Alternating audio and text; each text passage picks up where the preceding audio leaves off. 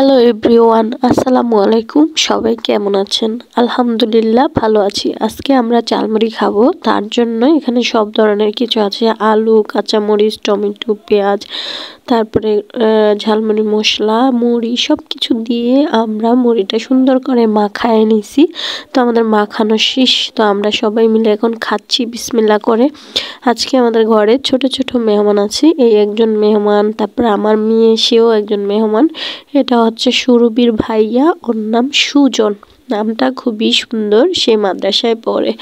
যাই হোক বন্ধুরা, আমরা সবাই মিলে খাচ্ছি। দেখো কতগুলা হাত, এই হাতগুলার সবার চেহারা আমি দেখাচ্ছি না, কারণ তারা চেহারা দেখাইতে পছন্দ করে না।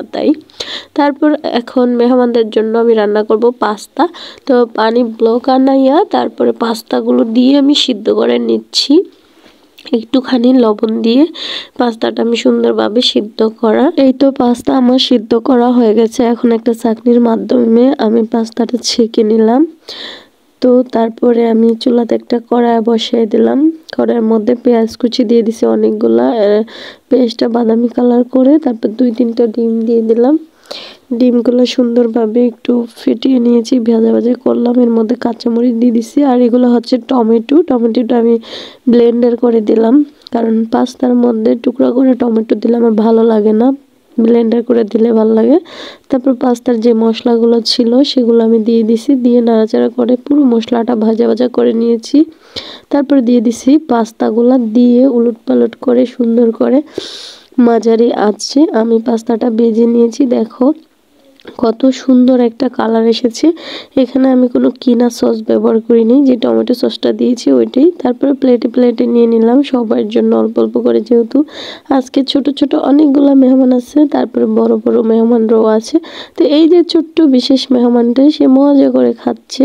আর এই যে সুজন, সে তো ভিডিও করার জন্য ভীষণ পাগল, ভিডিও করতে অনেক পছন্দ করে। আর কাউকেই নিলাম না, জাস্ট ওদেরকেই নিলাম।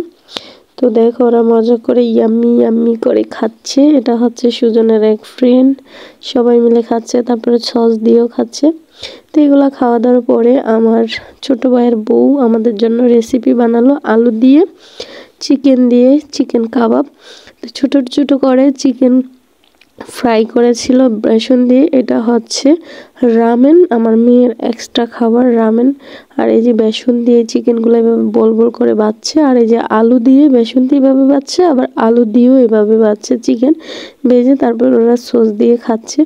তো এই রেসিপিটা অনেক বেশি সুন্দর হয়েছে। এই ছিল আমার সিম্পল ব্লগ। কেমন লাগলো অবশ্যই কমেন্ট করে জানাবা। সবাই ভালো থাকবা। আল্লাহ হাফিজ।